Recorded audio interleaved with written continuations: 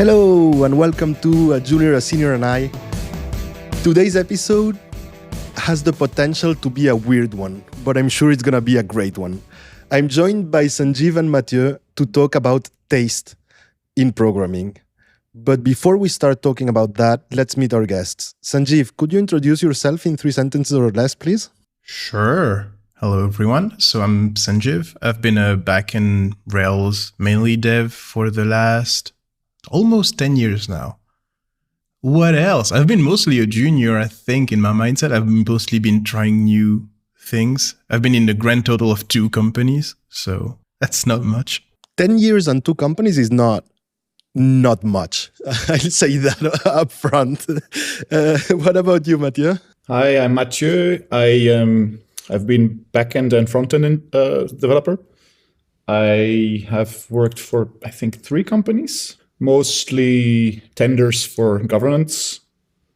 And then did a lot of Vue.js stuff also, and now moved back into Rails with Stimulus, which I really like again. And also now busy with Hotwire and the Hotwire native parts, the book of Mazzelotti. Good stuff. Cool. The fact that you both work with Rails a lot does tell me that you probably have similar or at least neighboring tastes. But we do need to answer one question. What is taste? Sandjiv, I know you wrote an article a while back. I didn't about write. I posted an article on Ruby Belgium that I really liked. But I did not I thought write. it was you. No, I wish. Like what the article was about is that in programming, there is something akin to taste where it's not necessarily that it's the best way to code, or that, especially in Ruby, right? Because you can do whatever you want. Like there are a lot of ways to get where you need to go. But especially in Ruby, you don't have a best way of coding. And taste is more like, okay, in my situation, that's with the past that I have.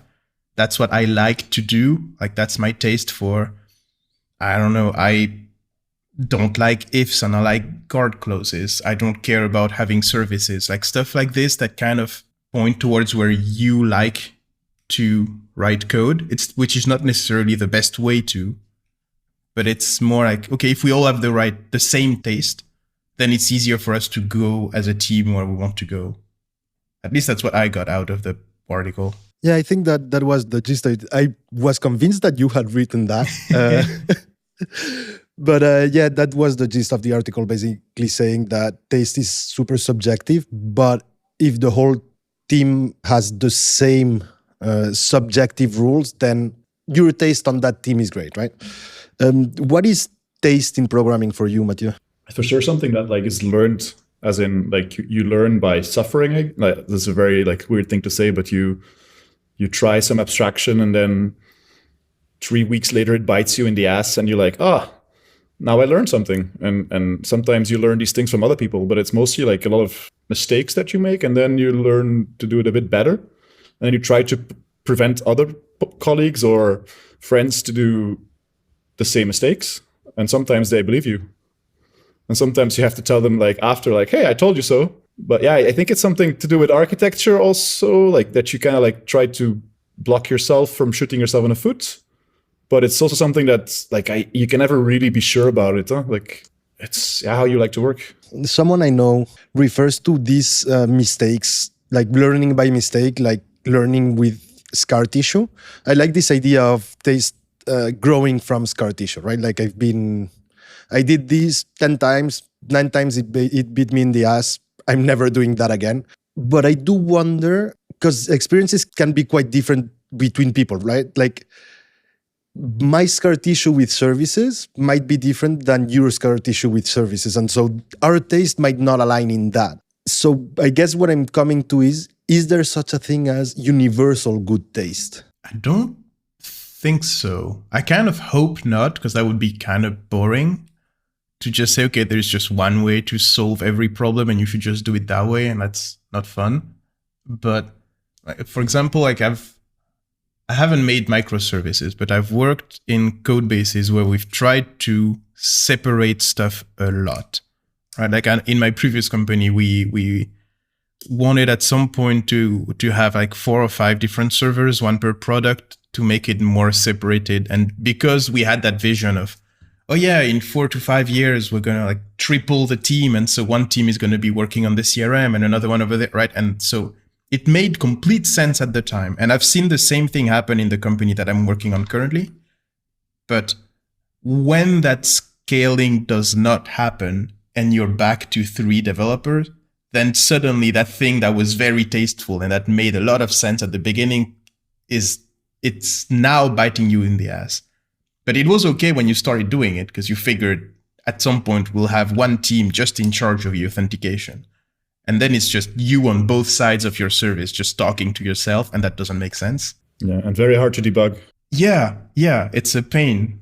Yeah, I can see that. Taste in architecture is definitely something that can't be universal because a lot of companies are different, right? Like it's not the architecture of a 2-person team cannot be or should not be, I guess, the same as the architecture of Facebook with its thousands of employees, right?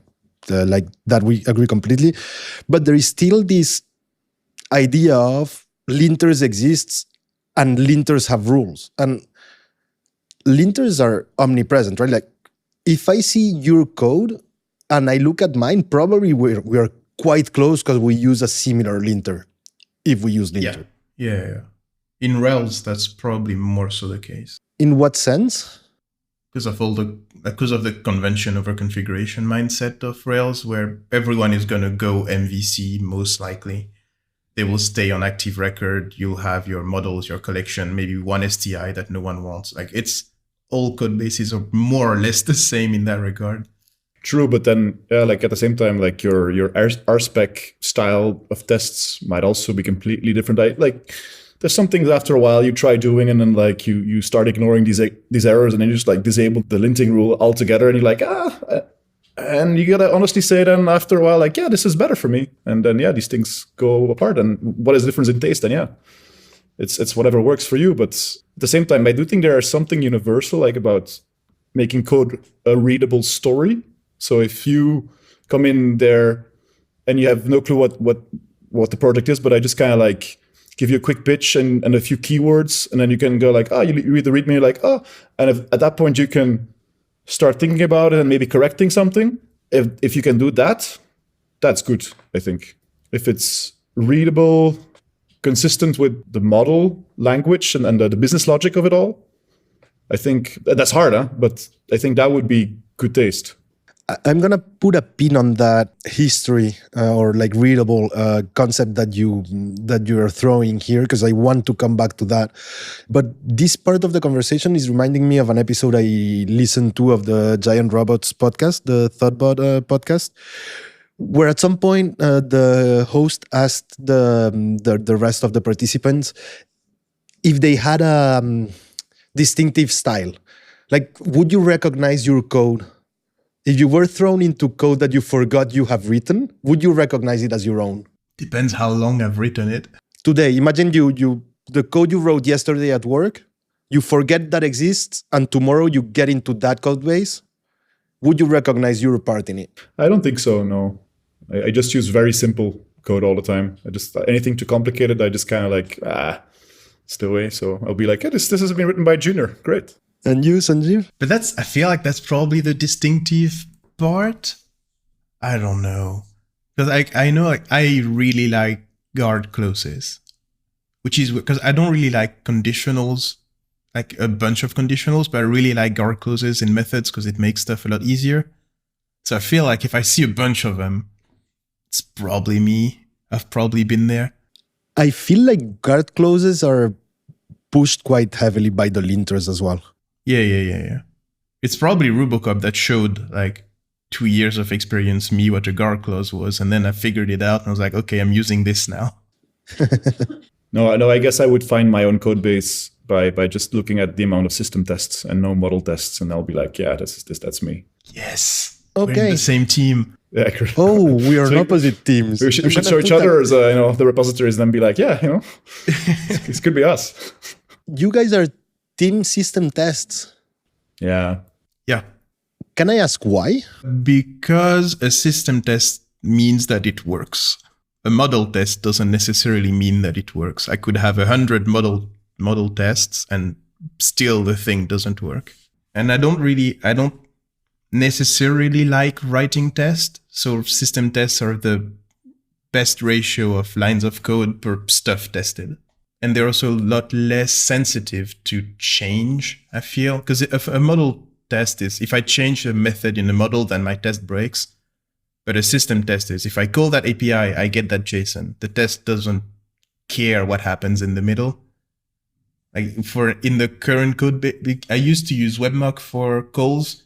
Now I use VCR, which is like you run the test once and it's going to make the calls once and it's going to capture the exact calls that it makes. And so it's even closer to what ends up happening and I don't need to mock anything. And so with that setup, the test doesn't care.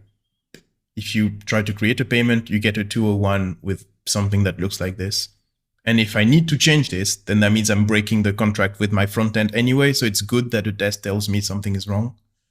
That's usually why I tend to prefer a system test. If I had a lot more time, I might go to unit test. Like when I'm working on especially complex, I'd say system, like when I have a lot of integration with a third party or something that's a bit complicated, then I would go lower to like a service or a model test or something. Because I want to be able to iterate faster, but otherwise, I feel like system tests are easier to reason with. Okay, and your system basically includes from database to the JSON response, right? It doesn't touch Yes. the front-end interactions. No, but that's mostly due to the code base that we have. Like if it's a pure Rails view 2, I could test some of the views myself. If it requires some React, I don't know how to do it. So usually the end-to-end tests are the purview of front-end devs. Okay. What about you, Mathieu? Yeah, for me, I would even do everything over the front end if I can, and then just log. I would rather test system tests that way than to have like this kind of JavaScript mocking through jest and stuff. It's very complicated, very fast. And the beautiful thing about system tests for me is also that they are quite high level. Like I have several steps oftentimes in them, and if they break, you still see what is wrong. Oftentimes, it's like, oh yeah, this user doesn't exist, and you're like, oh yeah, you don't have to like have all these expect cases or something. And I do feel a lot of unit testing feels a bit like double bookkeeping, if you know what I mean. You just kind of like have to you write your validations on a model, and then like you test in the unit test, like, hey, is this validation there? And I don't think there's anybody who writes this unit test where they check for a validation of this kind of test that they do not believe that this is working. You just put in an extra assertion into the thing so that if somebody changes this, for sure, then see in the CI that this was something that was needed for something. So it's like, yeah, you just put on extra safety. And I don't know, I only test code I am not sure about. And in general, like validation on models or like I do trust it. So like it's mostly gonna work. And then if it ever happens that something really weird happens, I will just get there with the debugger, maybe a bit slower, but not that much slower, I think. And then also one big thing I have in favor of system tests is that they can be completely agnostic of what is beneath. Like my system tests, they do not know anything about the JavaScript that's running. And that's good, I think. And then sometimes some things break, so I just kind of log and check if the browser logs are empty. And that's good. So then I can see, hey, something broke there. That's fun. And I think also a big thing about system tests is that if I ever have to choose between my code base or my system tests, I think I'd prefer to take my system tests with me.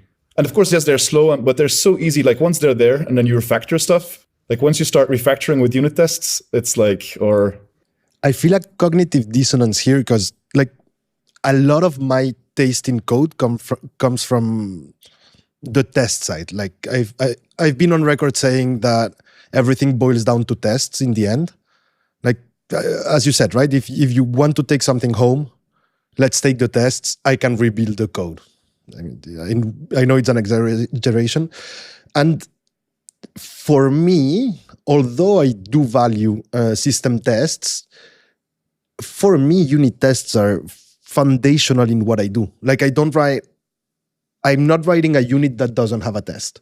And most times I'm not testing validations, although I might, depending on how complex it is. But I am testing most of what I write as method tests or as unit tests. And then maybe I add integration, and probably I add a system test that will test my happy path, right? It's so foundational in my eyes that I have unit tests that if, like, to the question I asked both of you before, if you would recognize your own code, I think I would recognize my own tests. I don't know if I would recognize my own code, but tests are so foundational to what I do or how my code is shaped afterward that I feel like here we have a first seam of, okay, we have really different tastes in that, right? And part of it is scar tissue in the sense that in my ideal workflow, I want to run the tests every minute, every 30 seconds. Admittedly, I can't. But like every change I make, I would like to run all the tests. And if most of my tests are system tests, I can't do that. Can't, yeah. By definition, because system tests are longer. And so that has shaped my taste of code quite a bit, right? Like I will need code that is unit testable, which is not the same as testable, but it's a flavor of testable. That makes sense. But I have a question then. The frontier between like unit and system feature, however you call it, test, is always a bit blurry. So does that mean on a normal feature, you'll write one test per like model method, and then one test per, like if you have a service, you'll write a test for that service. If you have a controller action, you'll write a unit test for that controller action, where you mock the model calls? It depends. I usually will have two concurrent failing tests. So we'll have one sort of system/integration, whatever you want to call it. Like the frontier between those is blurry, but like integration/system test that asserts what I want to do and that will be failing for a quote unquote long time. And then after the first time this test has been read, we'll have another test read, right? And my goal is to make that test go green. The frontier between unit tests and like, it's also a bit blurry. A unit can be several models, but it's more like I will have several test cases of the public method of the unit I'm working on. And most of them might get deleted afterwards, but I will have a test like it initializes properly.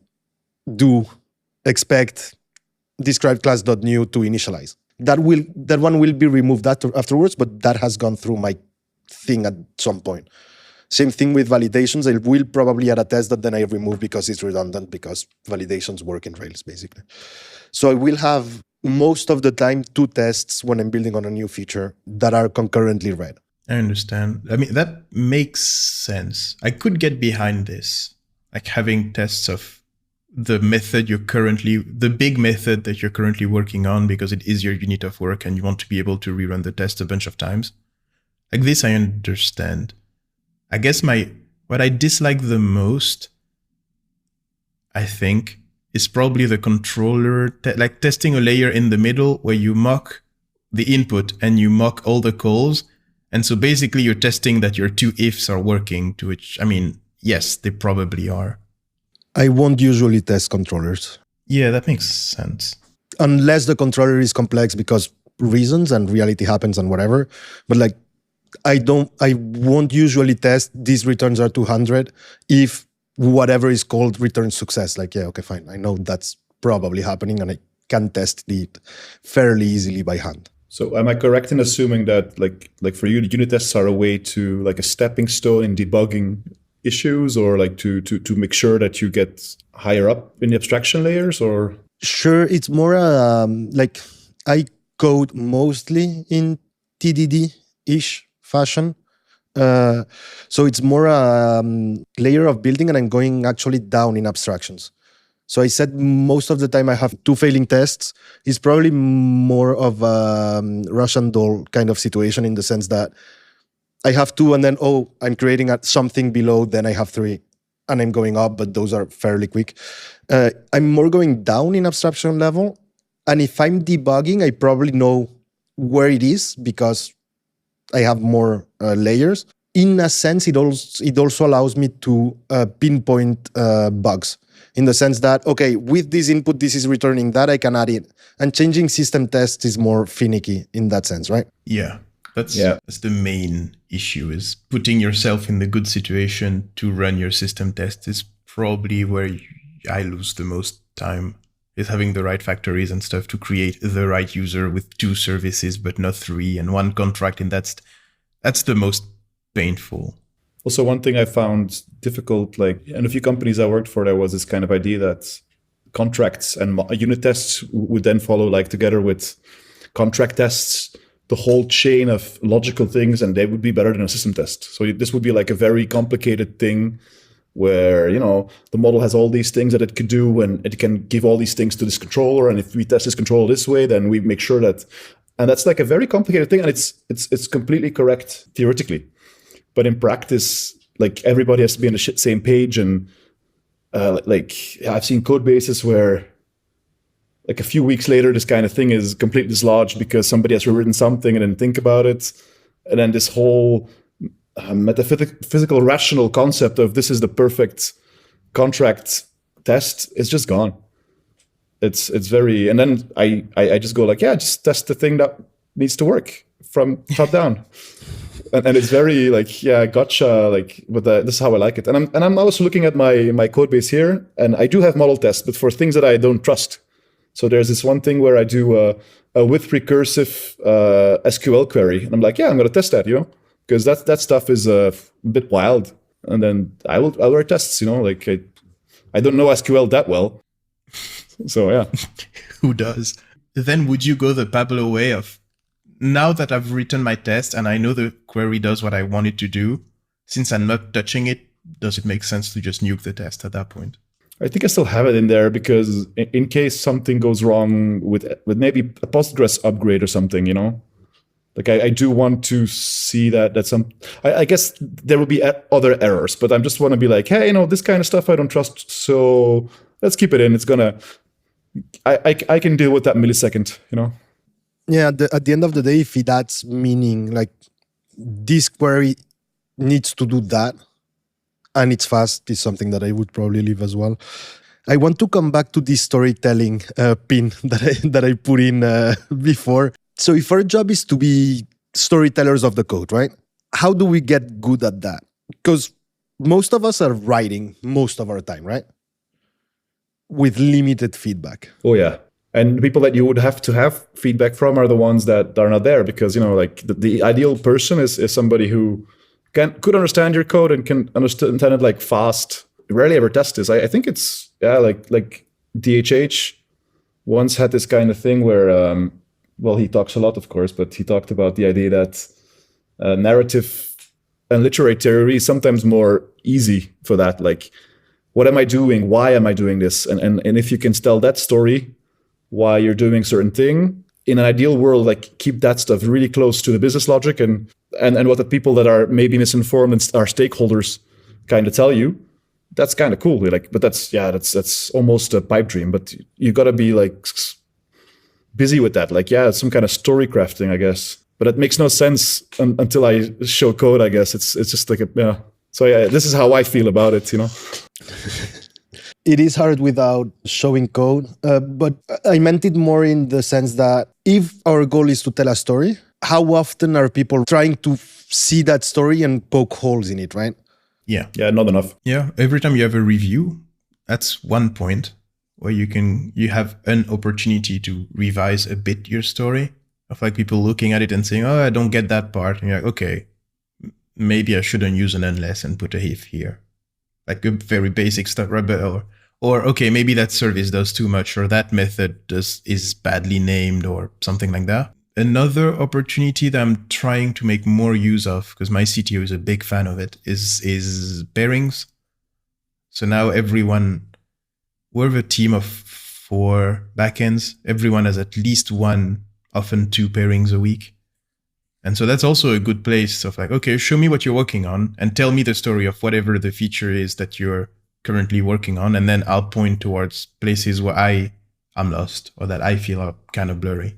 In that, like building on what you just said, I feel like strong pairing. I don't know if you're familiar with the concept of strong pairing. Basically, the pairing typically is you have a driver and a navigator. The driver is the one like telling the navigator where to type. Strong pairing takes that a notch further in the sense that the person who has the idea cannot type it in.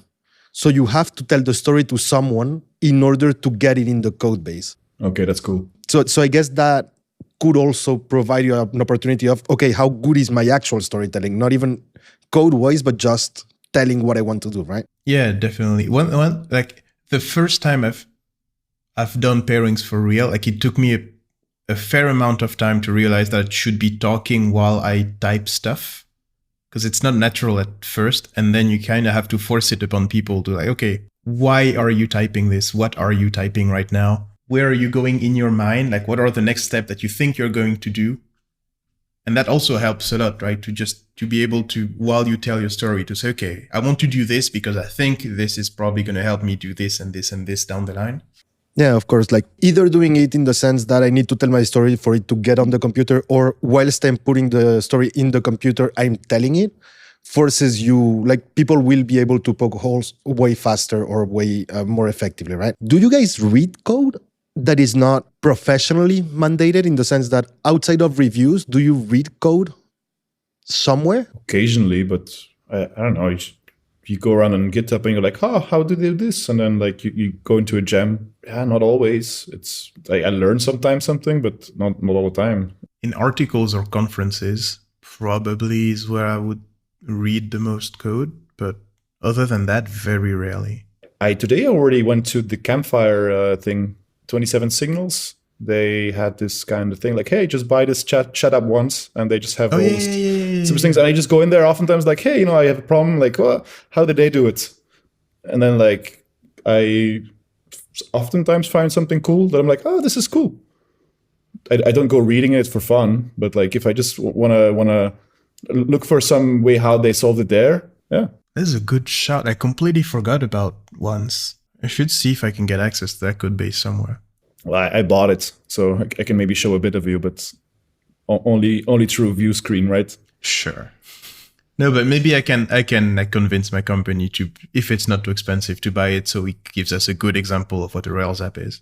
Yeah, it's way more how to say it, pragmatic than you'd expect. And oftentimes people write code with like, oh, let's put this all into a partial and do these things. And like Campfire is like, these Flash things that Rails always has. It's not in a partial, it's just like directly in the application layout, like bam, in there, right? Like, why not? Nobody stops us. Well, I feel oftentimes we in a code review would be like, no, we gotta put that away somewhere, like make an extra abstraction, and and they just go like a bit cowboy, but like oftentimes this can be okay. Yeah? I agree. I think my company bought it, bought the once product as well, just for us to look at the code base. I struggled. Like, yes, I skimmed it. To be honest, I struggled reading code, just as you said, for fun or to learn something. It's difficult for me, but it is a really opinionated way of writing Rails that is very different. Like, I know they are DOGs, but like in the wild, most times you will find services. Most times you will be told to avoid callbacks. Most times concerns will be not used a lot, etc., etc., etc. So it felt a bit alien to read there, because it's like, oh, cool stuff. I can't implement any of that on my code base. True. Yeah. But I asked this because like I'm gonna throw an assertion here, and like feel free to poke as many holes as you want in there. But with the LLMs writing a lot of code or assisting in writing a lot of code, I feel that taste has become of utmost importance, or at least one of the differentiators between people that will be able to remain productive with AI assistance or not. And I have a deep need, quote unquote, of how do I develop taste then? Oh, yeah.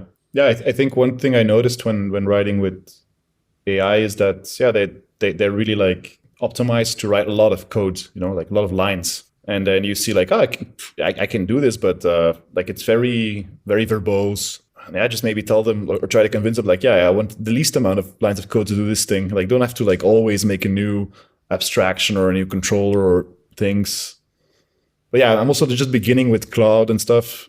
And it's good though. It goes fast, but you got to throw away a lot. And you got to really know your stuff also. Because a lot of times it just kind of re-implements like turbo streams, and you're like, oh yeah, just 2 or 3 concerns later, you're like, wait, I think this is already like this should already work, right? And if you like it's a bit of a mind fuck in that sense that you can really shoot yourself in the foot with it. I think I realized, and also now I'm not so sure how much of my code base, well, it is already written a lot. And so have I shot myself in the foot already? I didn't really pay too much close attention to all the lines of code it wrote. So yeah, I don't know. I wonder if it's just having troubles with turbo streams and Hotwire because they're so new that there hasn't been that many examples yet of people using it. So it just doesn't know how to do it properly yet. I'd say that's probably true. And on top of that, turbo streams and Hotwire probably as well is not something that you will use on public code. Like very few gems will make use of turbo streams extensively, right? Like it's something that you're actually writing in an application that actually it's probably a SaaS or something like that. And then the code is private, and let's trust the system and say that LLMs are not trained on that.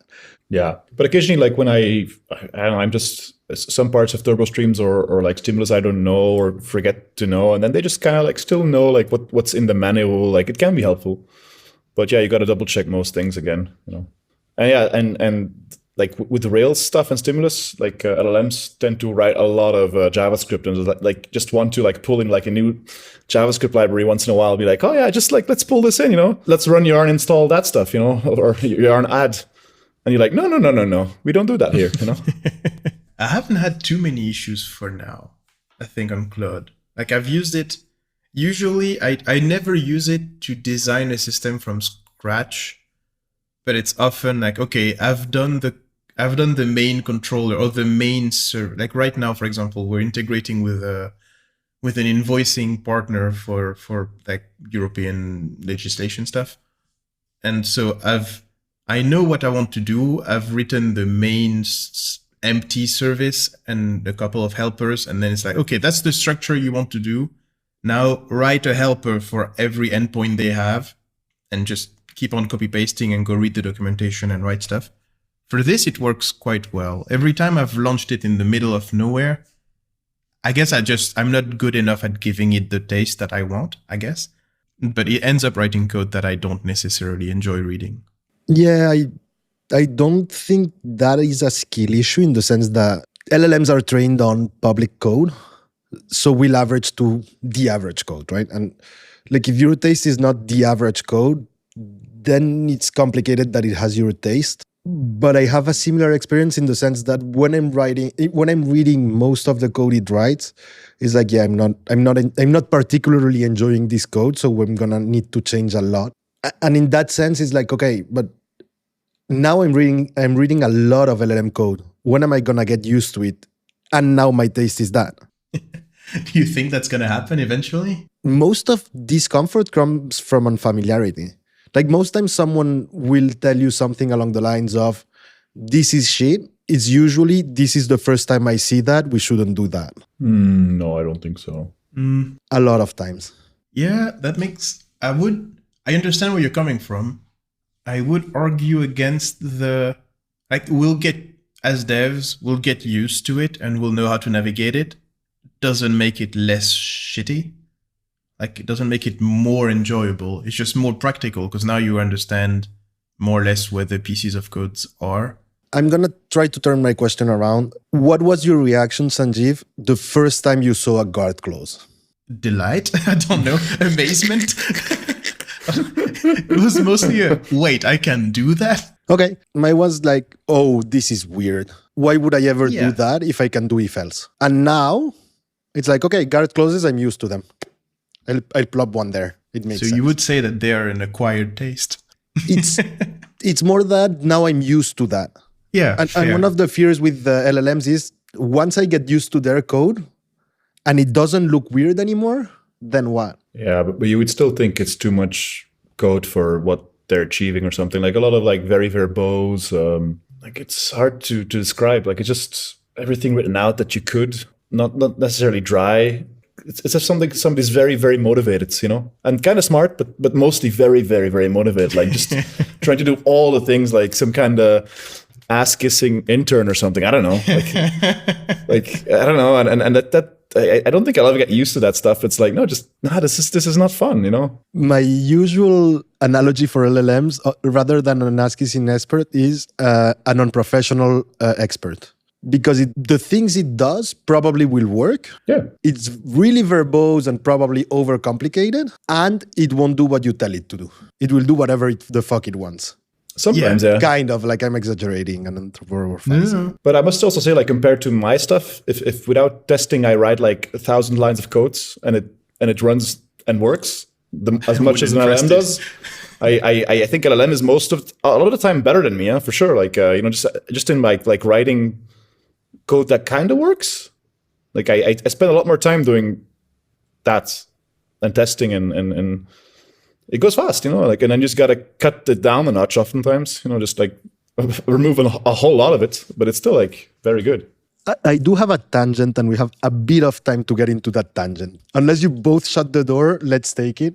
I'm going back to system tests. With LLMs, I find that having a test pre-written, ideally by you, but I'm lazy as fuck, so the LLM will probably do it and I'll just reread, makes it work better, at least on my end, in the sense that, okay, now you have the test, don't touch the fucking test, iterate until it works. But with system tests, that iteration gets slower, right? Do you use it in that way? Yeah, I just write a feature test. And so like write a feature test or like a system test, like doing this and this and this and fill in that form and make sure it works. And then I either fix it manually or tell them like, you got to fix that and that and that. But like the LLMs they use sleep a lot, which I don't like that much. And they do like a lot of like strange extra security. But if you know what you're doing, you can just like remove it and just clean it up a bit. But like, I think they're more fast into like, you fill in the address, fill in that. And they just kind of like spew that out like 15 lines in half a second. I'm like, I'm never going to write it that fast. And this is also very boring code to write. Like just like this kind of form filling thing. Like, yeah, this is not fun. Do you tell it to do it before or after you tell it to do the feature? Before, yeah. Okay. Or a part of the feature is already there, but I'm not sure it works well. So just tell like, yeah, it's okay. And of course, like once you have the feature and it works, then you go like, hey, now let's refactor everything. And heavily like just, a lot of it goes away. And I'm still busy with that now. It's still a lot of work. There was this kind of thing, a form that got disabled in the code base today, and then this guy like tested every field in it is disabled and has the correct color and the correct class. I'm like, what the? And that's this is not worthwhile, right? Like the form is disabled, and then that's what we test, right? But it's like a very motivated intern, Yeah. Like word predictor wants to predict. That's for sure. Yeah. It's probably the most frustrating. It's not that it's frustrating. I just don't like it because I feel like I only like AI written code when it writes exactly what I wanted it to write. And at that point, it's like, well, I wanted to write this anyway. So it's good for very manual work. But even then, like I had a use case a couple of months ago where I wanted it to write like a seed for the database. And so it was a bunch of repeat the same line, but just change those values slowly. And one of the, and change the values so that we have like a good bunch of examples of stuff, right? One of the field in the table that I was seeding was called assignment drop value. And eventually, because it was writing SQL, I don't know what happened, but it decided to just remove the underscore and it was just assignment space drop space value. And like, okay, well, you can't even copy paste the same line. I don't know what to do with this. Yeah, I had failures as well trying it to get like, okay, this is the JSON I'm getting, like build variations of that, and like, yeah, then it never works. Like there's stuff it's very weird that it doesn't work. Oh, I'm not surprised by it. Like, it's just gonna tell you the next most likely token in SQL. The most likely token is drop, not drop underscore, right? I hope It not. makes sense. How much do you care about the style of a single method? Depends. If I've written it, I care. To my standard, if someone else has written it, as long as they like it and it does what the name implies, I don't care too much about it. Same here. Unless they're like super easy wins to make like the story a bit more fun or better. Like, you know, like if everything is the same style, I'll be like, oh, this would be really cooler if not in like this is bad, but like, hey, like let's if they're easy wins, yeah. I will be just happy to tell them like, hey, maybe this is a cool idea. No, and hopefully they'll be like, oh, yeah, this is actually funny. Okay. Yeah. I find that as long as it only does one thing, I don't care. What do you mean? Like, as long as the method only does one thing, caveat, and is tested, I don't really care how you write it. Like, if it could be a case and you're writing an if else that is deeply nested and whatever, if it's correctly tested, it's fine. If needed, I can change it. So I don't care that much. Yes, same. There's also a thing of whatever I think about the method, if you can defend the choices that you made, I'm okay with it. If you can say, okay, I've written it that way because that's where I think we're going to go, and that's why my method has like 3 ifs. If you have a reason for it, we might not agree, but go for it for now. We can always reconsider afterwards, unless the code is really bad, but this you usually see it. Yeah, of course, like within reason. Everything that we say here is within reason.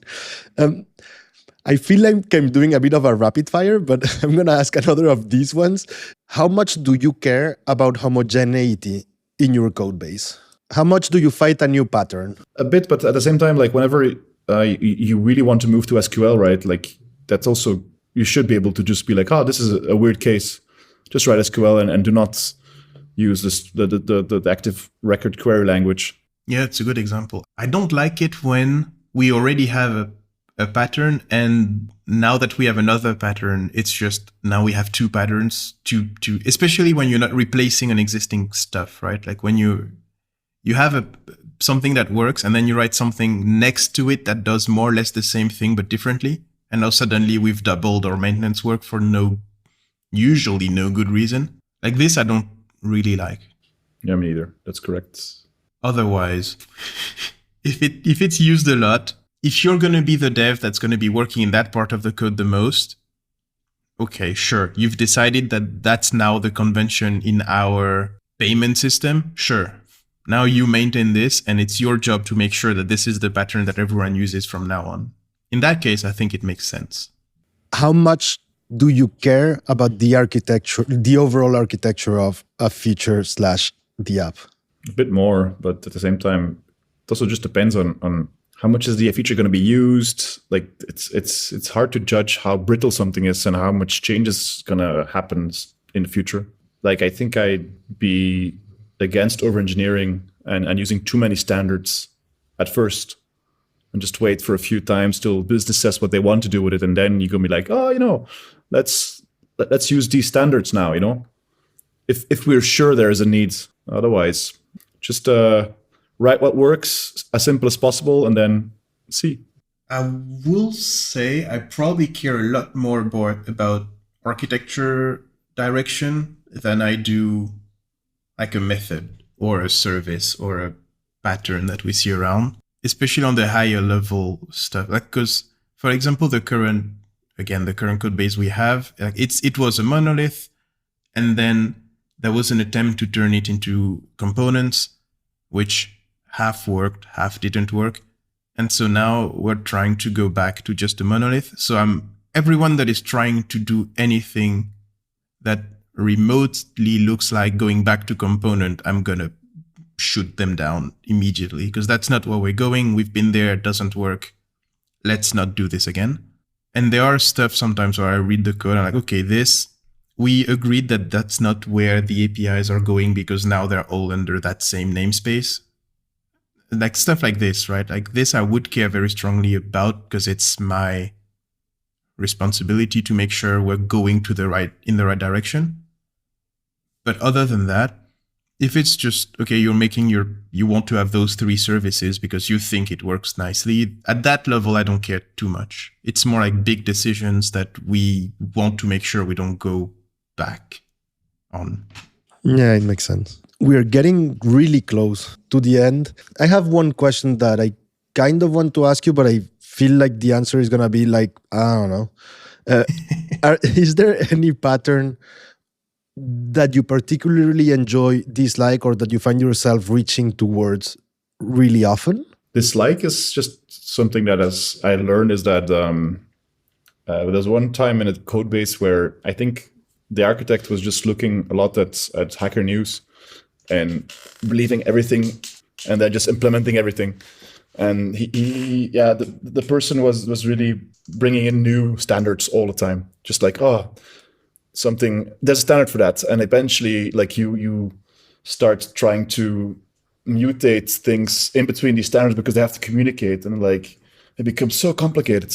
And it was clean, but it was so hard to change things, and it was very annoying. Like for that stuff, that's just over engineering. Like just like really slow down. And if you're not sure what to do, just wait. You don't have to jump on standards if you're unsure. That's the only thing that I feel slightly strong about. It's more a pet peeve than anything else. I really hate having integers in Postgre for enums. Like no one has that much data that you're not allowed to just put waiting as a string. Like it's good. It's good enough. Sorry, I'm just interjecting, but if I remember correctly, DHH has been on record as saying it was a mistake, but I can't change it now because of backwards compatibility. Oh yeah, it's too late. But all the active record enum stuff that turns your string into a number, but in Postgre it's still a number. It's such a waste of mental capacity. To be fair, there is an easy fix, right? Like you can store an enum as a string-ish. Yeah, I think so. You can probably cheat it a bit. But even then, you could just store a string and then get a string back and it's okay, and have a validation for inclusion and it's good enough for what you do. But like if you transform it to a hash and then like say this enum is my hash and the keys are the same than the values, then you have an enum that is actually a string. Okay, how do you guys feel about best practices? Like we should do X because it's best practice. Yeah, oftentimes it's pretty wrong. It's like, who writes his best practices is somebody who writes a book or writes a blog post, and then like somebody who has experience and has proven experience can be great. Like they can give you best practices, but at the same time, I'm not sure. Like even if you go into a code base and you get the consultant and he'll tell you like, yeah, these best practices are going to be a lot of work for me. Yeah. Like it's, yeah, we've all been in code base like this, right? It's like, I don't know. It's a case by case basis, And sometimes best practices, fuck them, They should be vetted by the team. Like you should just do something because someone says it's a best practice. I think it's more than okay when you have what's the meeting you have at the end of the Agile Scrum stuff? Retrospective. Is that the one? That one. I think it's okay during that one or during the daily whatever meeting you have as devs to say, okay, I think we should do this more often. And I'm thinking of, enshrining it in our best practices. And then we discuss and then we decide to do it or no.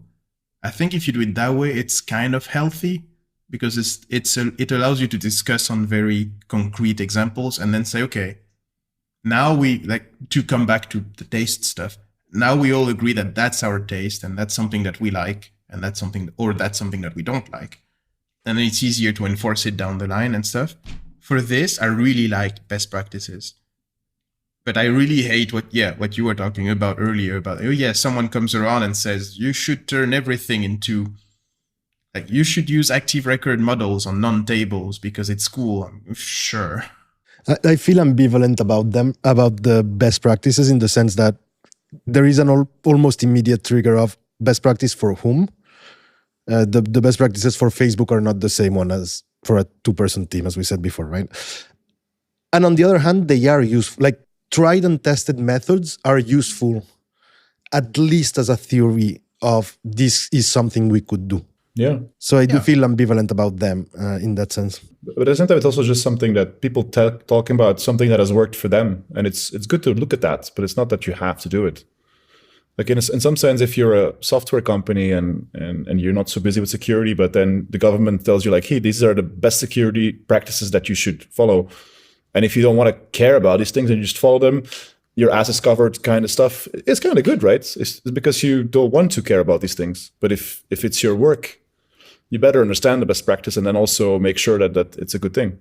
If you go into a completely new domain, like, I don't know, OCR or JavaScript, better check out the best practice and make sure that you understand. But don't just follow blindly, I think. It's also like on the level of code that we are at, which is not Facebook, I guess. Like, it's okay to write not best code. Like, it's all right. If everyone agrees, if everyone feels more comfortable, sure. Like one example that comes to mind is in my previous company, we migrated everything to active storage. Not the moment it got out, but pretty soon after it got out, because it looked really cool. And finally, we had a native way of handling files and stuff. And now in my current company, we're still using Fog and CarrierWave, but it just works. So there's no reason to, even when we, like a year ago or something, we started working on adding a direct upload. We had the occasion, like I had the occasion to pitch what about going to active storage? Might as well. They have direct upload. It works well. They have a bunch of features.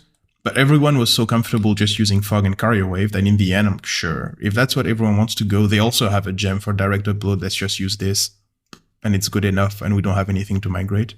So it's not the best practice, but it works. In that sense, in a previous episode on software teaming, Willy Zoyle, who is basically the person that introduced software teaming to the world in an article, says that when the team is doing the code, and he's present there, they try out all the ideas. In the sense that it's not even a best practice, it's really, okay, we build the thing 5 times if needed, and then we choose which one we like most. According to what he says, it takes less time to do that than discussing the 5 ideas, which I'm inclined to believe. Yeah. But it does go towards this, best practices are useful, or people telling you this worked in the past is useful, as long as everyone is comfortable with it, or if it works for everyone, or etc. Like 1,000 caveats, right? I like this idea though. Yeah, I might try it next time I have a pairing and we don't agree. I'm like, okay, you build your solution, and then I'll build mine, and then we'll compare notes. That's really pair programming, right? It's just like immediately split it up, into 2 things. Yeah. No, but I mean, I'll watch you build yours, and then you'll watch me build mine. I guess that makes more sense. Yeah, the idea is that the pair or the team builds the 5 things, not that we split off and then we compare. And mine is obviously better because I built it. We are at time. There is a question that I like to ask at the end of the episode, or a variation of a question in any case. If someone more junior wanted to get better taste in programming, what would you recommend? Do some pairings, for sure. Find someone else to confront your current taste with. I think that's important, because otherwise you get stuck in your bubble, and if I get stuck in my bubble, I'll just think that polymorphism is the end-all be-all of all good ideas, which it isn't. I just really like it. So find someone that doesn't think the way you do, just so you can confront ideas a bit. Yeah. For me, it would be just if you feel unsure, just look at that, just why and investigate that. And then also, if you don't know where you're going, like architecturally, just wait a bit longer and ask questions, you don't have to go, of course, in work, that doesn't always happen. There's always a time pressure, but I've written my best codes when there was almost no time pressure. And I was like, I'm not sure about this. I'll just sleep over it, Of course, that's not really great advice, but sometimes you don't know, and that's okay. You gotta listen to yourself on those things really a lot. But that's not an excuse for being lazy, No, but go to sleep on it is it's often the good thing to do. I also like this idea of you'll be better tomorrow. Ideally, everyone, but as a junior, you keep growing, so you'll be better tomorrow. So take the decision tomorrow. If you can. Yeah. Yeah. Okay, I think this is a wrap. Thank you both so much for this really interesting conversation. It was great to have you both. Thanks for the invitation. Thank you. That was very cool.